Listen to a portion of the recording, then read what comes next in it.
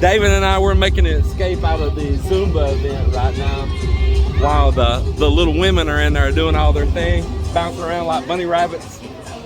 I was like, there's some good barbecue right over here because they're having the festival here in our town of Tigbawan, Iloilo, Philippines here right now.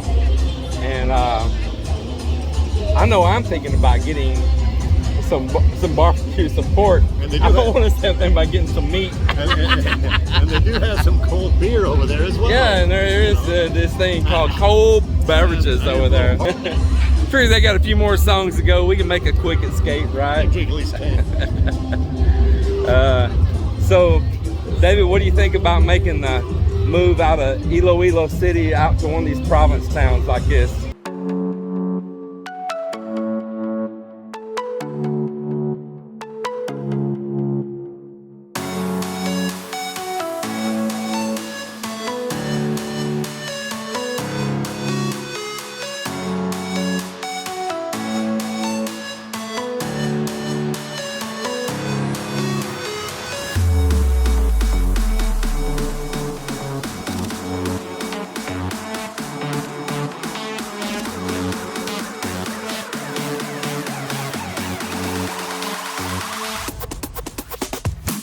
David, what do you think about making the move out of Iloilo City out to one of these province towns like this? It's been a new experience? It is a new experience, and I get to get out a lot and mingle with the people a lot more. And it's nice, I mean, you don't have the conveniences you do in the Iloilo. However, you do have more conveniences, as in I have a market in my backyard. Right. And it's a quieter, easier, people are friendlier. It's a nice place. So, you've been in the Philippines living here for how long right now? A little over a year. A little over a year.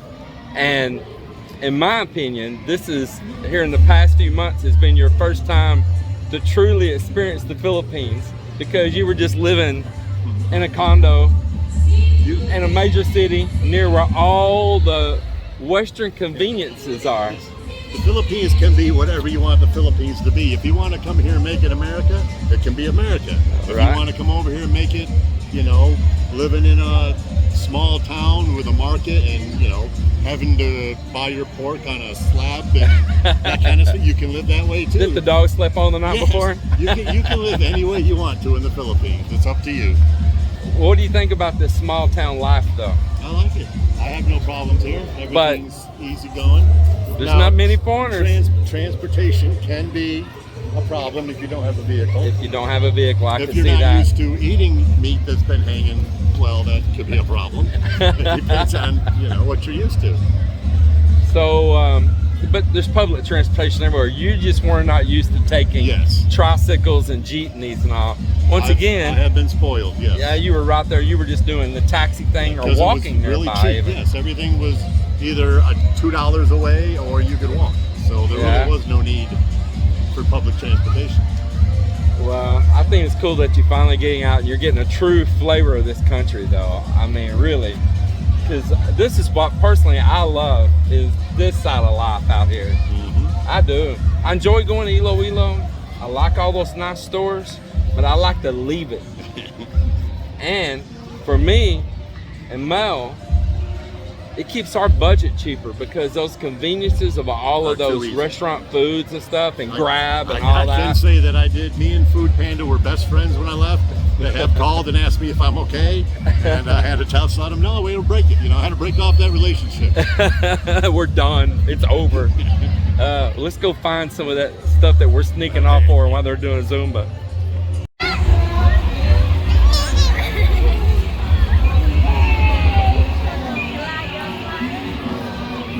This is our little town, Tigbawan's festival right now. It's been going on all week. It's our city hall right here. Yeah.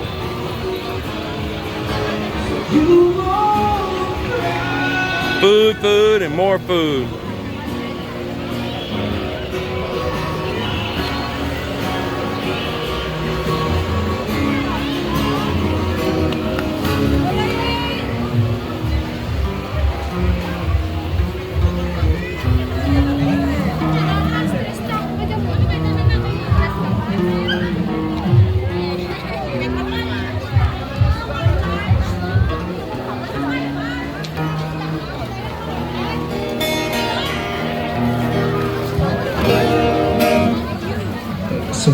plus 214.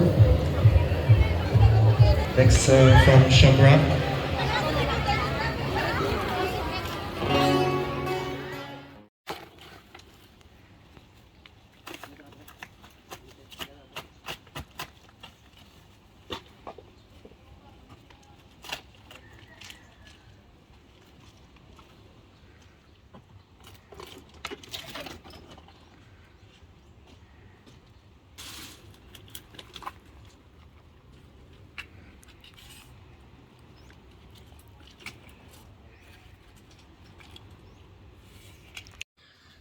Good morning out there, sunshines. Good morning here from the Philippines. Yep, Iloilo City is our neighboring town. I'm in the town of Tigbawan, named after the grass Tigbao, which is a long stem-like grass that grows. That when the first settlers came here, they recognized that grass from back where they were from over in Malaysia, and they said, "Ah, Tigbao." And the place became Tigbawan. Yep, so little history right there. I love our little town. It's good leadership, good people, and just simple little province town, but a good town. Well, let me show you a new addition here again.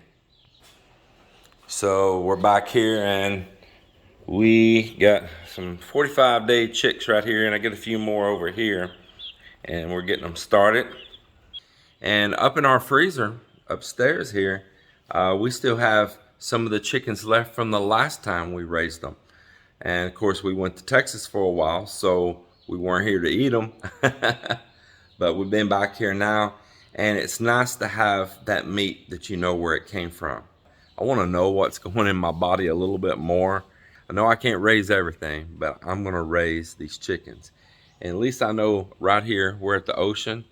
Melinda's brothers and our neighbors are fishermen. At least I know when I buy fish from them, they came straight from the boat to our house. They didn't even make it to nobody else's house. They went straight from the boat to our house. There's some local shrimp producers here, freshwater prawns. Same thing. They harvest.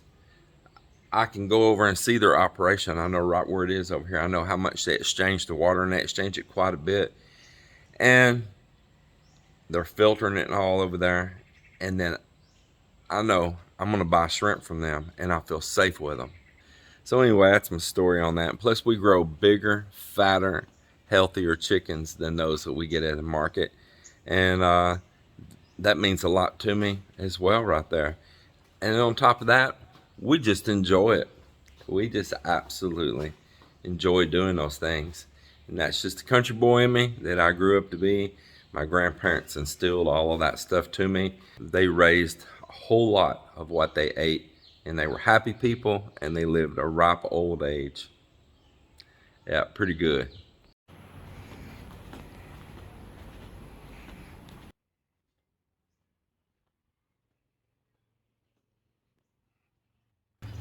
We've got guests on our rooms right now, and it makes me happy. They had that huge Zumba event up here, huge for our town. And hello, sir. And they're all staying here in our guest rooms right now. These out-of-towner Zumba teams, and well, it's one of them TML crew, and this guy flew down from Manila, Charlie, and it's so nice to host them here and all. And I think they're going to go down to breakfast here in just a little bit at Solimar down the beach, which is right where I met Melinda.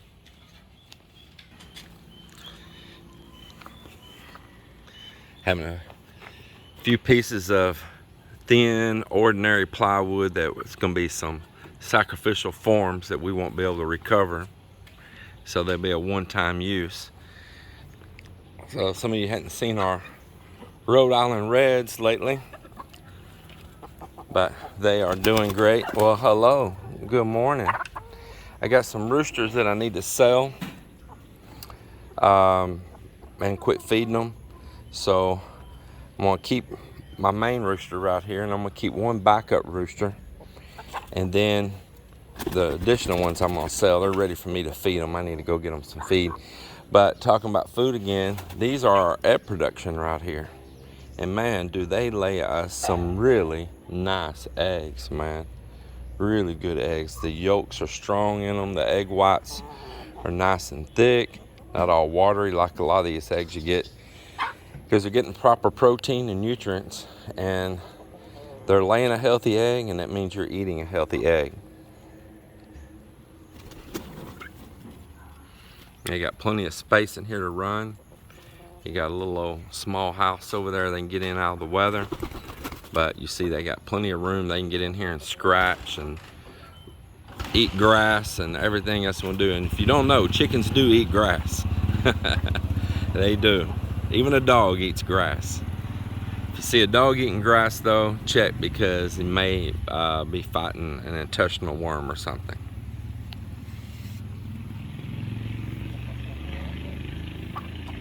This is what I'm feeding the chickens right here. This feed is 18% protein. So the egg production here went down harder than nothing while we were gone. They were buying cheap feed, and the chickens just weren't producing. They need the proper nutrients in order to lay eggs and to have healthy eggs.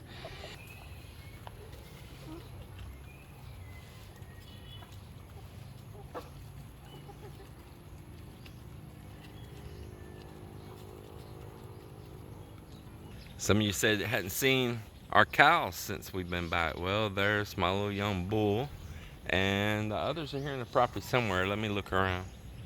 Well, we'll see if we can get footage of them later, because I don't see them in near eyesight here right now, and I got to get back up here and get to work.